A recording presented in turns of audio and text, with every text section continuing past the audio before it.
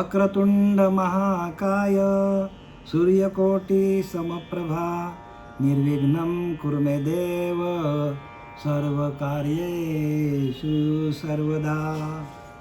या कुंदेंदु तुषार हार धवला या शुभ्रवस्त्रामृता या वीणावर दंड मंडित करा या श्वेतपद्मासना या ब्रह्माच्युत शंकर प्रभृती भूदेवो सदा वंदिता सामांपती सरस्वती भगवती निशेष ज्याडिया पहा। ओम नमो ज्याध्याय ओम नमो ज्याध्याय वेद प्रतिपाध्याय जय जय स्वसवेद्या आत्मरूपा देवा तुची गणेशु सकलार्थमती प्रकाशु मने निवृत्तीदासु अवधारी जोजे। आता माझ्या भावा अंतराय नको देवा अने भागा ते करीतो तुझेच नाम उच्चारितो दृढ माझे मन येथे राखावे बांधून तुका म्हणे वाटे नका फुटू देऊ पाठे। कुमोदिनी काय जाणे तो परिमळ कमोदिनी काय जाणे तो परिमळ भ्रमर सकळ भोगीत असे। कमोदिनी काय जाणे तो परिमळ भ्रमर सकळ भोगीत असे तैसे तुझं ठावे नाही तुझे नाम आम्हीच ते प्रेम सुख जाणो।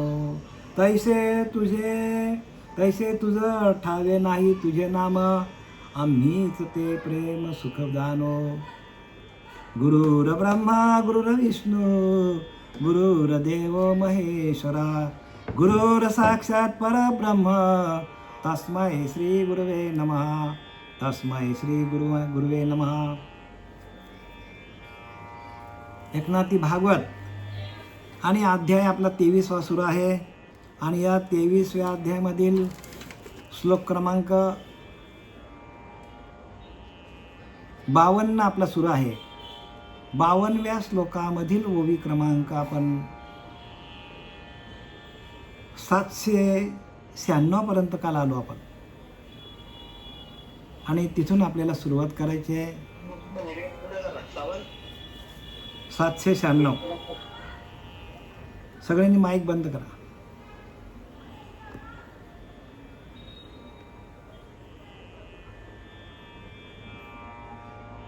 पूर म्हणजे देहो देख नाथ बाबा सांगतात पूर म्हणजे देह देख म्हणजे पूर म्हणजे देह सांगितलंय म्हणजे देहाला पूर असं त्यांनी संबोधिलं आहे।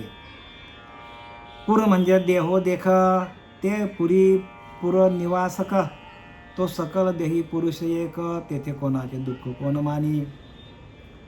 म्हणजे प्रकृती आणि पुरुष या आपल्या देहरूपी देवळामध्ये तो भगवंत राहतो। तो पुरुष म्हणजे ईश्वर आहे आणि त्या ईश्वराच्या बद्दल सांगतात। काही लोकांचं असं म्हणणं आहे की देव आपल्याला दुःख देतो देवता आपल्याला दुःख देतात आत्मा आपल्याला दुःख देतो। भगवंत सांगतो उद्धवाला हे काही होत नाही बरं का आत्मा कोणालाही दुःख देत नाही कारण आत्मा येत नाही जात नाही आत्म्याकडे कर्म आत्मा कोणताच कर्म करत नाही आत्म्याकडून कोणतीच कर्म होत नाही। माया सर्व करी आणि आल घाली ब्रह्मावरी बघा सगळं काय माया करतो पण लोक ब्रह्मावरी आल घालतात। माया सर्व करी आणि आल घाली ब्रह्मावरी आपण सगळं काय करतो हे देवाने केलं। देव काही करत नाही देव येत नाही जात नाही। सांगायचं काय की माया काहीही करत नाही माया सर्व करते ब्रह्म काहीच करत नाही।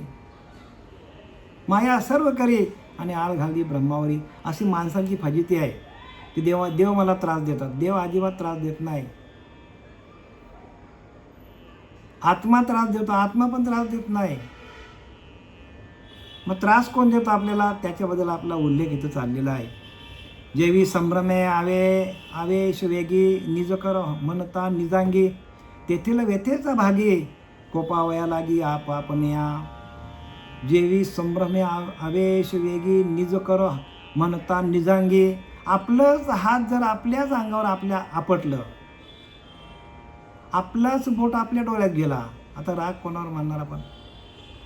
नाथ बाबा सांगतात, आपलाच हात आपल्या अंगावर आपटला ना आपण दोष कोणाला देणार?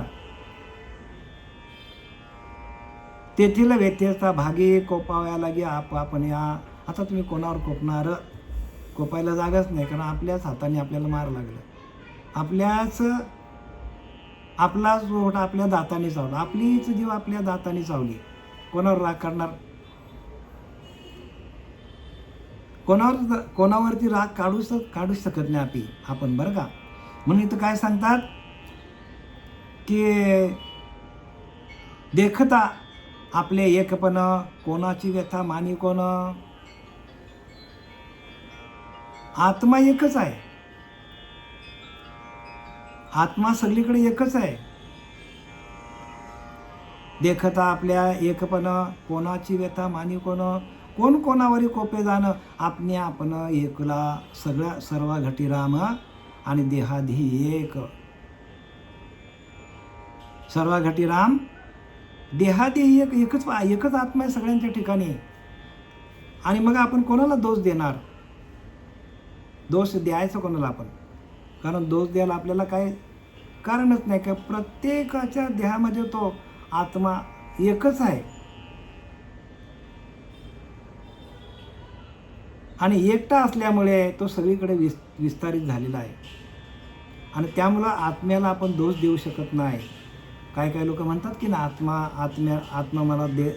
मला दुःख देतो, देव मला दुःख देतात. तर आत्मा सगळीकडे सारखाच आहे. सर्व घटी राम देहा देही एक. काय लिहिलंय? सगळीकडे एकच आहे. आणि ज्ञानी काय करतो? सगळीकडं एकच देवाला बघतो. म्हणून ज्ञानी व्हायला पाहिजे आपण. हो, आपल्याकडं अज्ञान आहे. म्हणून आपण काय करतो? देवाला दोष देतो, ग्रहांना दोष देतो. ग्रह माझे खराब आहेत. नाही ना, आत्मा एकच आहे. का आपण त्या ग्रहांना दोष देतो? का आपण त्या देवतांना दोष देतो? तर आपला आत्मा एकच आहे, पण आपण त्या एकाशी एकरूप होत नाही, म्हणून आपण भिन्न राहतो. आपल्याला दुःख का होतात? कारण आपण आपल्या मूळ स्वरूपापासून आपण फेकला जातो, लांब जातो. आणि मग आपल्याकडे दुजेपणा निर्माण होतो. मी वेगळा आणि देव वेगळा, द्वैत निर्माण होतो. म्हणून द्वैताची झाडणी गुरुविन ज्ञान, तया कैसे कीर्तन घडेल नामी. द्वैताची झाडणी व्हायला पाहिजे. आणि ती झाडणी होण्यासाठी आपल्याला श्वासावरती लक्ष ठेवायला पाहिजे. सातत्याने आपला श्वास जातो येतो. त्या श्वासावरती लक्ष ठेवून आपल्याला काय करायला पाहिजे? द्वैताची झाडणी. म्हणजे आपला श्वास बाहेर पळतो जिकडे तिकडे, आणि श्वास बाहेर पळतो म्हणून आपला मन बाहेर पळतो. श्वास जागेवर थांबला की मन थांबला. म्हणून सगळ्यात आपल्याला तुकाराम महाराजांनी सांगितले की तुका म्हणे मन मुरे. मग जे उरे ते ते आपलं स्वरूप आहे, ज्याचं मनाची धाव थांबली जाते. आणि मग जे उरतं ते आपलं स्वरूप, ते आपलं परमात्मा, तो आपला देव, तो आपला परमात्मा, तो आपला अंतरीचा अंतरात्मा येत नाही जात नाही. तो सर्व काल स्थित आहे. प्रत्येक देहामध्ये तो भरलेला आहे. पण त्याची ओळख पटण्यासाठी गुरूंना शरण जायचं असतं. आणि म्हणून इथं काय सांगतात?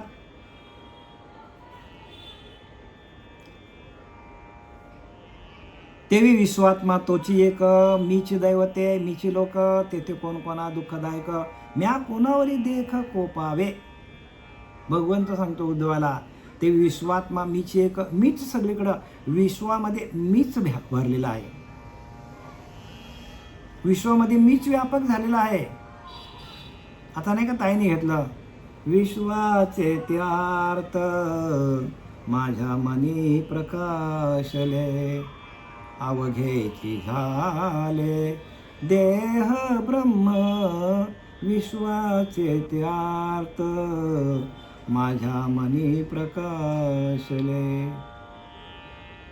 ज्ञानोबारांच्या डोक्यावर त्यांच्या श्रीगुरूंनी डोक्यावर हात ठेवल्या ठेवल्या त्यांना अशी अनुभूती आली की विश्वामध्ये व्यापक असलेला परमात्मा तो त्याचा संचार माझ्या देहामध्ये आला, निर्माण झाला. देहामध्ये संचार झाला आणि संचार झाल्यानंतर तो व्यापक असलेला परमात्मा माझ्या आतमध्ये संचार झाल्यानंतर माझ्याकडे प्रकाश पडला आतमध्ये आणि त्या प्रकाशाच्या माध्यमातून मला ते ज्ञान झालं की विश्वात्मक शक्ती जी आहे ती माझ्यामध्ये माझ्या श्रीगुरूंनी संक्रमित केली आणि त्या संक्रमित शक्तीतून आपल्याला हे ज्ञान होतं.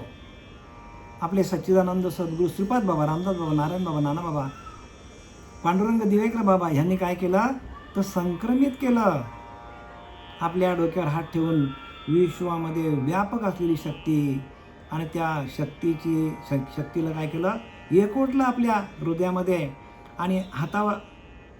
आणि त्यांनी काय केलं, डोक्यावर हात ठेवून हाताच्या स्पर्शाने ते आपल्याला काय केलं, त्यांनी त्यांच्याकडे असलेलं बीज संक्रमित केलं आपल्या डोक्यावर हात ठेवून. आणि ते बीज आपल्या आतमध्ये संक्रमित केलं जातं. जसं आपण शेती लावताना आपण जसं भाताची असेल, गव्हाची असेल, तर तो बीज आपण पेरतो आणि मग त्या बीजातून संपूर्ण धान्य आपल्याला धान्याच्या राशीच्या राशी आपल्याकडे येतात. तसं तो एक बीज आहे. त्या बीजामधून असलेलं व्यापक तत्व आपल्या आतमध्ये प्रवेश करतो आणि मग आपल्याला ते ज्ञान प्राप्त होतं. आणि म्हणून त्याने काय सांगितले, ज्ञानोबा काय म्हणतात, अवघेची झाले देह ब्रह्म विश्वाचे त्यार्थ, माझ्या मनी प्रकाशले. माझा देह ब्रह्मरूप होऊन गेला. इथं काय सांगतात की देखता आपले एकपण कोणाची व्यथा मानी कोण कोणावर कोपे जाणं, आपण एकला. तो परमात्मा एकटाच आहे आणि त्या एकट्या परमात्म्याची आपल्याला अनुभूती येते. तेवी विश्वात्मा मीची एक. बघा, विश्वामध्ये भरलेला आत्मा मी एकच आहे. भगवंत कसा आहे, व्यापक आहे हो, विश्वामध्ये भरलेला आहे. जगामध्ये जगदीश विवेके ओळखावा. बघा, जगामध्ये जगदीश भरलेला आहे. जगाला चालवणारा ईश्वर जगामध्ये भरलेला आहे. जगामध्ये जगदीश विवेके ओळखावा. विवेक आपल्यामध्ये प्रगट व्हायला पाहिजे. मीच दैवत मीच लोक. बघा, मीच दैवत, दैवतांना पण शक्ती मीच पुरवतो आणि मीच लोक, आणि लोक जेवढे जीव आहेत त्या सगळ्या जीवात्म्यांना मीच शक्ती पुरवतो. तेथे कोण कोणा दुःखदायक म्या कोणावरी देख कोपावे. आता कोणाला दुःख दिला, कोणाला दुःख दिला, कारण एकच सर्व घटी राम देहा देही एक. मी सूर्याचे निवेशे तपते हे सोसे, पुन्हा इंद्रहून वर्षे ताई पुढती भरू. अग्नी काष्टे खाय काष्टेची अग्नी होय, तैसे मरते मारते स्वरूप माझे. ज्ञानोबा सांगतात, अग्नी काष्टे खाय काष्टेची अग्नी होय, तैसे मरते मारते स्वरूप माझे. बघा, अग्नी काष्टे खाय. अग्नीमध्ये आपण तो काष्ट म्हणजे लाकूड आपण टाकला तर त्या लाकडाला अग्नीचं काय येतो, आकार येतो. म्हणजे अग्नीमध्ये तो एकरूप होतो. तैसे मरते मारते स्वरूप. मरणारा पण मीच आहे, मारणारा पण मीच आहे. बघा, भगवंत सांगतो मरणारा पण मीच आहे आणि मारणारा पण मीच आहे. मग आता आपण कोणावरती रागवायचं? म्हणजे आत्मा काहीच करत नाही. त्यांना काय सांगायचं यातून? आत्मा काहीच करत नाही, येत नाही, जात नाही. रागवणार कोणावर तुम्ही आता? ते विश्वात्मा मीची एक. मीची दैवत मीची लोक. तेथं कोणा दुःखदायक म्या कोणावरी देख कोपावे. यावरी स्वये विचारिता देवा पासाव सुख दुःखता. समूलन घडे सर्वता दैवी की व्यथा घडेना. बघा, देवाकडनं माणसाला कुठल्याच प्रकारचा त्रास होत नाही आणि दैवत पण त्रास देत नाही. मग त्रास कोण देणार आहे? तर पहिल्याच त्यांनी सांगितलं, आपल्याला उत्तर दिलेलं आहे. पण तरी पण त्यांनी निगेटिव्ह मतं मांडलीत लोकांची. लोकांना वाटतं ग्रह मला त्रास देतात, देव मला त्रास देतात, आत्मा मला त्रास देतो. तर हे काही नाही सांगतात, आपलं मनच आपल्याला त्रास देतो. कारण ही भिक्षुगीत आहे. त्या भिक्षुगीताला आलेले अनुभव, त्या भिक्षुकाला अनेक प्रकारची संकट आले आणि संकटातून त्याला अनुभव आले. आणि असे अनुभव आले की त्या भगवंताला त्याची कथा सांगावी लागली. भगवंताला प्राप्तच केलं त्याने. त्या कंजूस ब्राह्मणाने काय केलं? भगवंताला प्राप्त करून टाकलं. म्हणून अनेक प्रकारची संकट माणसावर आली. बहु दुःख भोगिले जेणे त्यांनी ते तयासीच परमार्थ बाणे. ज्याने अत्यंत दुःख भोगले त्यालाच परमार्थ कळतं. बाकी साध्या सामान्य लोकांना परमार्थ कळत नाही. आणि म्हणून कुंती मातेनं भगवंताकडनं दुःखच मागितलं. देवाने विचारलं, बघा तुला काय पाहिजे? तर म्हणतो, मला सदोदित दुःखी ठेव देवा. असं, अरे रे, असं का मागितलं? जर तू मला दुःखात ठेवलं तर मला तुझं नामस्मरण येईल. आणि तीच आपली परिस्थिती आहे. आपल्यावर दुःख ओढवलेले आहेत. प्रत्येक माणसावर दुःख ओढवले आहेत. याचा अर्थ भगवंताची कृपा आपल्यावर झाली असं समजायचं. का? तर जिथून आपण आलोय, ज्या परमात्म्यानं आपल्याला हा जन्म दिलेला आहे, त्या परमात्म्याची भेट याच देहामध्ये आपल्याला करून घ्यायची आहे. आणि ते आपल्याला या संतांच्या मार्गदर्शनाखाली, संतांच्या उपासनेखाली, संतांनी दिलेल्या नामजपातून, अनुग्रहातून त्या भगवंताची प्राप्ती आपल्याला करता येतो. एक नाम हरी, द्वैत नाम दुरी, अद्वैत कुर्ली विरळा जाणी. बघा, त्या अद्वैत बुद्धी आपल्याला तयार होतं आपल्यामध्ये. मी आणि परमात्मा वेगळा नाही आहे. एक नाम हरी, द्वैत नाम दुरी. एकच हरी आहे, द्वैत तिथे नाही आहे. अद्वैत कुसरी विरळा, एखादाच जाणतो. अद्वैताचा सिद्धांत जो आहे तो एखाद्याच माणसाला जाणता येतो, सगळ्यांना तो कळत नाही. आणि म्हणून तसं ज्ञानोबारांनी लिहिलंय, आत्मा सुख दुःखांशी कारण, मुळी मजची हे अप्रमाण. आत्मा सुख दुःखाला कारणीभूत नाही आणि मी त्याला प्रमाणित करत नाही की आत्मा आपल्याला सुख दुःख देतो. आत्मा काही करत नाही, येत नाही, जात नाही. आत्म्याच्या ठाई कार्य करणं, सुख दुःख जाणं असे ना. कार्य पण करत नाही बरं का, आणि कारण पण नाही. तो येत नाही, जात नाही, तो सगळीकडे व्यापक आहे. आणि सुख दुःख जाणं असे ना. आत्मा आपल्याला सुख दुःख देत नाही असं भगवंत सांगतो उद्धवाला. आत्मा अजिबात कोणालाच त्रास देत नाही, कारण तो काहीच करत नाही. तो असतचे असे सर्व काळ आधी, बरं का, जेव्हा सृष्टी नव्हती, आपली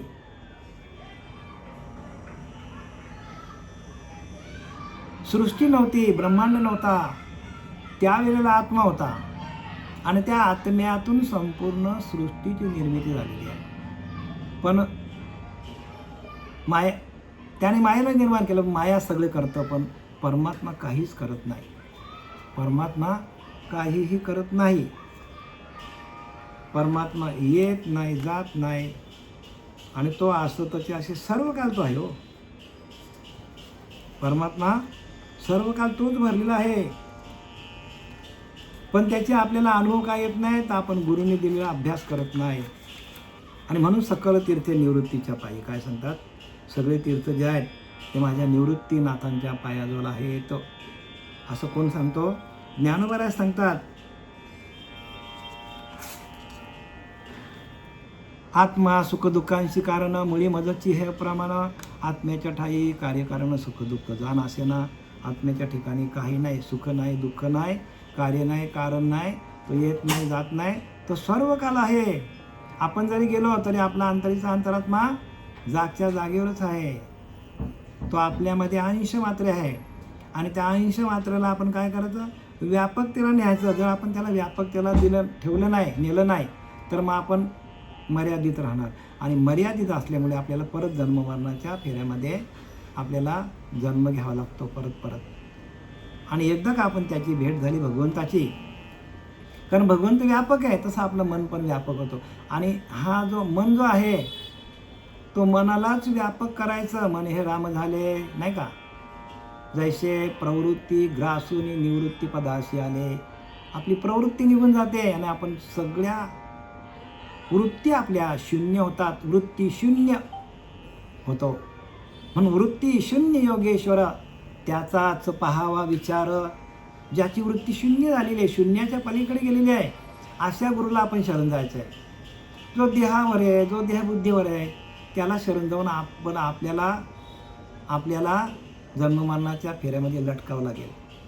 म्हणून वृत्ती शून्य योगेश्वर, त्याचाच पहावा विचार. दास म्हणे सावकाश विवेके पहावा. विवेक आपल्याकडे निर्माण व्हायला पाहिजे आणि विवेकातून आपल्याकडे ज्ञान प्रगट होतो. म्हणून विवेकहीन जे जन ते जाणावे पशु समान. तयांच्या ऐकता भाषण परलोक कायचे. जे विवेकहीन आहेत, ज्यांच्याकडे विवेक नाही आहे, ज्यांच्याकडे वैराग्य नाही, ज्यांची कुंडलीने जागृत झालेली नाही, ते जाणावे पशु समान. ते पक्षासारखे आहेत. पशुसारखे म्हणजे जनावरांसारखे आहेत, ते प्राण्यांसारखे आहेत. म्हणून प्राणिया कामी भरू देहाचे वरी आदरू, अशी त्यांची स्थिती आहे. प्राणी म्हटलं त्यांना संतांनी, कारण त्यांचा देहावर आदर आहे. हे तर ज्ञान तर देहाच्या पलीकडे गेल्यावर आहे, देहबुद्धीच्या पलीकडे आहे. आत्मा सुखदुःखाचे कारण मुळे मदत ह्याप्रमाणे आत्म्याच्या ठाई कार्य करणं सुखदुःखे जाण असेना. आता आपला श्लोक क्रमांक 52 संपुष्टात आलेला आहे. आता आपण 53व्या श्लोकाला थोडंसं मी माहिती देतो. 10 मिनिटं उरलेली आहेत. आत्मा जर सुखी आणि दुःख याचे कारण होत असेल असे म्हणावे तर आत्म्याहून दुसरे काहीच नाही. बघा, जर सुख आणि दुःख आपण म्हणूया, चला आत्मा आपल्याला त्रास देतो, आत्मदेवच आपल्याला त्रास देतो असं म्हणूया आपण, बरं का, असं आपण म्हणूया राट गाड्याप्रमाणे. पण आत्म्याहून दुसरं काहीच नाही, एकच आत्मा, एकुलता एक आहे, एकटाच येतो. मग एकटाच आहे, मग त्याला सुख दुःख कसा होणार. तो एकलाच सर्वा घटी करी भिन्न भिन्न राहाटे. सकळ सृष्टीच्या गोष्टी किती म्हणून सांगाव्या. ऐसा जो गुप्तेश्वर त्याशी म्हणावे ईश्वर. सकळनी चराचर जयाचे नि चालती. तो अंतरात्मा सकळांचा, देव दानव मानवांचा, चत्वार खानी चत्वार वाणींचा प्रवर्तको. ऐसा जेने ओळखीला तो विश्वंभरची झाला. बघा, तोच विश्वामध्ये व्यापक होतो. ज्याने अंतरीच्या अंतरात्म्याला ओळखला तो विश्वंभरची झाला. समाधी सहस्थितीला कोण पुसे. समाधी काय करायची, तुम्हीच व्यापक झाले. तो एकलाच सर्व घटी. कुत्र्यामध्ये कुत्र्यासारखा, मांजरामध्ये मांजरासारखा, उंदरामध्ये उंदरासारखा, माणसामध्ये माणसासारखा, असा तो अंतरीचा अंतरात्मा आहे. तर आत्म्याहून दुसरे काहीच नाही. आत्मा जर दुःखाला कारण असं आपण समजलं तर आत्म्यापेक्षा दुसरं काहीच नाही. तो एकुलता एकटाच आहे. आणि सुख दुःख होण्यात दुसरा घटक लागतो. बघा, सुख आणि दुःख होण्यासाठी दुसरी काहीतरी वस्तू लागते हो. जसं आपल्याला आपलाच आवाज आपल्याला ऐकायचा असेल, आपलाच आवाज, तर आपल्याला अशा ठिकाणी जावं लागेल की ज्या ठिकाणी गुहा आहे. म्हणजे आपण बोललेला आपल्याला काय होतं, आपला आवाज आपल्यापर्यंत परत रिटर्न येतो. आपलाच आवाज काय होतो, आपल्याला रिटर्न येतो. पण इथं आत्मा एकटाच आहे आणि एकला असल्यामुळे त्याला सुख नाही आणि दुःख नाही. कारण सर्व सृष्टीमध्ये तो व्यापक आहे. आणि व्यापकतेला जाणं म्हणजे ज्ञान आहे. हे आपण जे पूजा अर्चा करत बसलो नाही, करू नये अशातली वार्ता नाही, पहिली पायरी करा. पण व्यापकतेला गेल्यानंतर आपल्याला जन्ममरणाचा फेरा आपला सहज चुकवता येतो का? तिथं त्यांनी मनच सगळं करी. मन एवं मनुष्यानाम कारणबंध मोक्षाय. मनच सगळं करतो आणि त्या मनालाच आपण रामरूप केला आणि त्या मनालाच आपण भगवंताला देऊन टाकला. लिहिले की नाही, तू मनबुद्धी साचेशी माझी या स्वरूपा अर्पिशी मातेची गा पावशी माझी भाक. संपला विषय. मनबुद्धी साचेशी माझ्या स्वरूपा अर्पिशी. भगवंत सांगतो अर्जुनाला, तुझं मन आणि बुद्धी मला दे. माझी या स्वरूपा अर्पिशी त्याने मातेची गा पावशी माझी भाक. मी शपथ घेऊन सांगतो अर्जुना की तू मन आणि बुद्धी मला दे, तू माझ्या स्वरूपाला येऊन भेटशील. भगवंताला भेटले मग काय राहिलं? कारण ते एकटाच आहे. भगवंत एकलाच आहे आणि आपण त्याच्यापासून आपण अलिप्त झालेलो, वेगळा झालेलो आपण.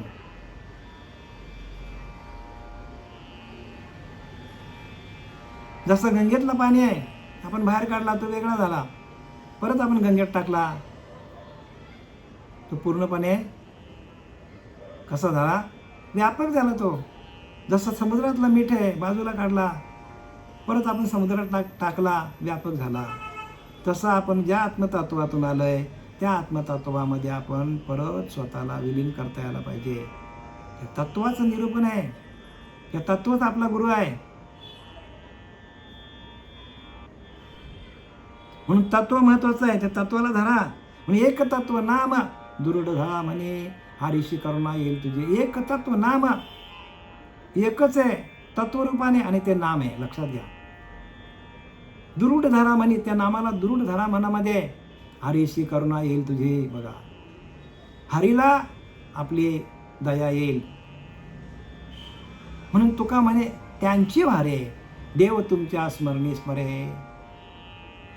तुका म्हणे त्यांची वारे म्हणजे संतांची व्हा. देव तुमच्या स्मरणी स्मरे. देवच तुमचा चिंतन करेल. जर आपण संतांचं झालो, संतांनी सांगितलेले आपण संतांच्या पावलावर पावलं आपण टाकत गेलो, तर देव आपला होईल. सहज आपलाच देव होऊन जातो. नवीन आपण देवरूप होऊन जातो. आत्म्याच्या निज स्वभावा सुखदुःखातीतच आहे. बघा, आत्म्याचा स्वभाव कसा आहे? स्वभावताच सुखदुःखाच्या पलीकडे आत्मा आहे. आत्म्याला काय आत्मा येत नाही, आत्मा जात नाही, आत्मा व्यापक आहे. आता आपण आकाश कसं व्यापक आहे? आकाश व्यापक आहे की नाही? जर आकाशावर आपण थुंकायला गेलो दुपारच्या वेळेला तर आपल्याच तोंडावर थुंकी पडणार आहे. बरोबर आहे, कारण आकाश व्यापक आहे. तसा आत्मा व्यापक आहे, त्याला काही होत नाही. आकाशामध्ये काय मोठे मोठे बॉम्बस्फोट काय करतात, अणुबॉम्ब काय टाकतात, त्याला काय होतं का? व्यापक आहे तो. तसा परमात्मा व्यापक आहे, त्याला काही होत नाही.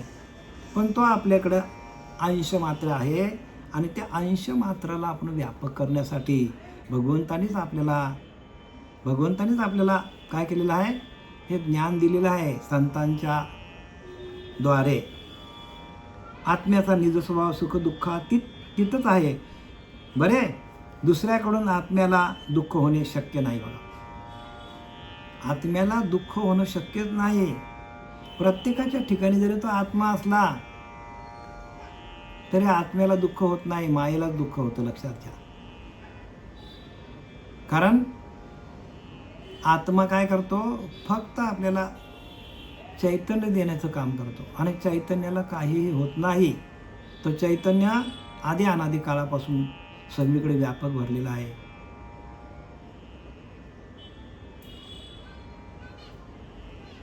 आणि त्या व्यापक चैतन्याच्या ठिकाणी आपण एकरूप व्हायला पाहिजे. आणि ही कला संतांनी आपल्याला दिलेली आपल्या हातामध्ये. तुका म्हणे किल्ली संता हाते दिली. कारण आत्म्याहून भिन्न काहीच नाही हो.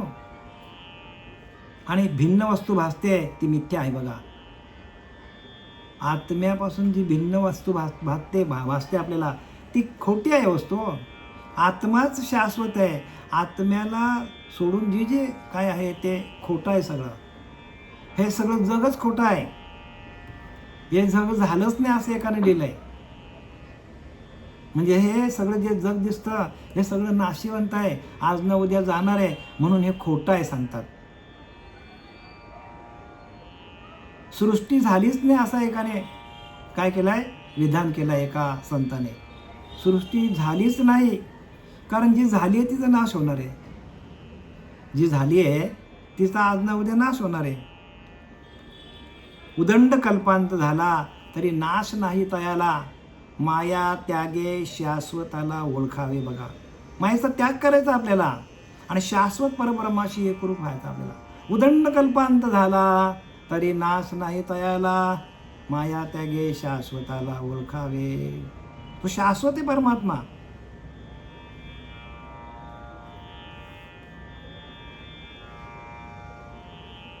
तेव्हा सुख नाही आणि दुःखही नाही आणि त्याचे निमित्तही नाही. बघा, आणि तो काही करत पण नाही. बघा, म्हणजे आत्म्याला दोष देण्यात मजा नाही सांगितलंय. आत्मा काहीच करत नाही. म्हणून तुम्ही आपल्याच मनाला आपण काय करायचं शिकवून द्यायची आहे. म्हणून तर परमार्थ कठीण आहे. आपलं मनच सगळीकडे भरकडतो, इकडे जा तिकडे जा, हे करा ते करा, तो स्थिर राहत नाही. आणि त्या स्थिर आत्म्याला स्थिर करण्यासाठी संतांनी अवतार घेतले. एकच कारण, तुमच्या मनाला स्थिर करा, याच्यासाठी त्यांनी काय केलं, अवतार घेतलं. प्रत्येक संतांनी आपल्या मनाला स्थिर करण्यासाठी, म्हणजे प्रत्येक जीवाच्या, म्हणजे प्रत्येक मनुष्याच्या मनाला स्थिर करण्यासाठी आणि ते स्थिर करण्याची जी प्रक्रिया आहे ती प्रक्रिया दाखवण्यासाठी संतांनी अवतार घेतलेले आहे. म्हणून संत बीज नाही पलटे, जुग गए अनंत, हर युग में अवतार धरे, फिर भी संत के संत का. तर ते बीज पलटे होत नाही, बीजामध्ये काही फरक पडत नाही. संत बीज नाही पलटे, जुग गया अनंत, हर एक युग में अवतार धरे, फिर भी संत के संत. प्रत्येक युगामध्ये अवतार धरतात, पण त्यांच्या त्या बीजामध्ये, त्या नामामध्ये कोणत्याही प्रकारचा फरक पडत नाही, कारण आधी अनादिकालचं बीज ते. आणि म्हणून त्याच्यामध्ये तेवढी शक्ती आहे. कृतायुगामध्ये पण तेच नाम होतं, द्वापार युगामध्ये पण तेच नाम आहे, कृतायुगामध्ये पण तेच नाम आहे, त्रेतायुगामध्ये पण तेच नाम आहे, द्वापार युगामध्ये पण तेच, आणि कलियुगामध्ये पण तेच नाम आहे. नामामध्ये जराही बदल होत नाही. म्हणून संत बीज नाही पलटे, जुग गए अनंत. बघा, एकच बीज आहे बरं का तो. या लोकांनी जे आपले स्वतःच्या मनाने काय काढलेत नाही, हे काय म्हणतात त्याला, मंत्र, ते काय खरं नाही. त्याच्यातून मुक्ती मिळणार नाही तुम्हाला. पुण्य जमा करता येईल, पण पुण्य जमा केला तर त्यांनी लिहिले ज्ञानोबा, तया पुण्याची पावटी सवेची इंद्रपणाची उठी उतरे, सवेची ती माघारी मृत्यूलोकी.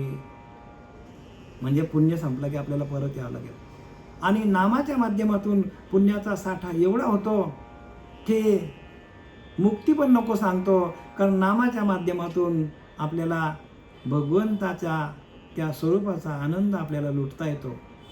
म्हणून स्वर्गीचे अमर इच्छिता ती देवा, मृत्यूलोकी व्हावा जन्मामा, नारायण नामे हो जीवनमुक्त, कीर्तनी अनंत गावगीती. बघा, म्हणजे सगळं जे काय ते शास्त्रामध्ये लिहिलेलं आहे, पण आपली बुद्धी कमी पडते. आम्ही शास्त्रशुद्ध ज्ञान तुम्हाला पडताळून सांगतो, अगदी घासून त्याला आम्ही बारीक करून तुम्हाला, जसं आई कशी भरवते, खाऊचा काय म्हणतात, चिवचा माऊचा करून भरवते ना, तसं संत आपल्याला भरवतात. पण आपण तिथं थांबलो तर पाहिजे, संत तो ओळखता यायला पाहिजे. ज्ञान तसं सोपं आहे, पण संतांच्या पावलावर पाऊल ठेवलं तर, आणि संतांच्या आपण मार्गातून बाजूला गेलो तर आपल्याला विषय लगेच पकडतील, आणि आपल्याला 84ला आईनाच्या महिन्यात 84ला घेतल्याशिवाय जाईना सांगतात. 84 लक्ष योनीला जावं लागेल आपल्याला, आणि ते वाचवण्यासाठी संतांचा अवतार आहे. संतच सगळं देतात आपल्याला ज्ञान. म्हणून संततेची देव निमित्त त्या प्रतिमा निमित्ताला आहेत, संतच देव आहेत. संतांविना प्राप्ती नाही, ऐसे वेद देतसे ग्वाही. संतांशिवाय प्राप्ती नाही म्हणतात. वेद पण सांगतात, 4 वेद 6 शास्त्र 18 पुराणे ते पण सांगतात, संताविना प्राप्ती नाही, ऐसे वेद देतसे ग्वाही. वेद पण शपथ देऊन सांगतात की तुम्ही संतांना शरण जा. संतांशी शरण गेल्या विना न कले नाम.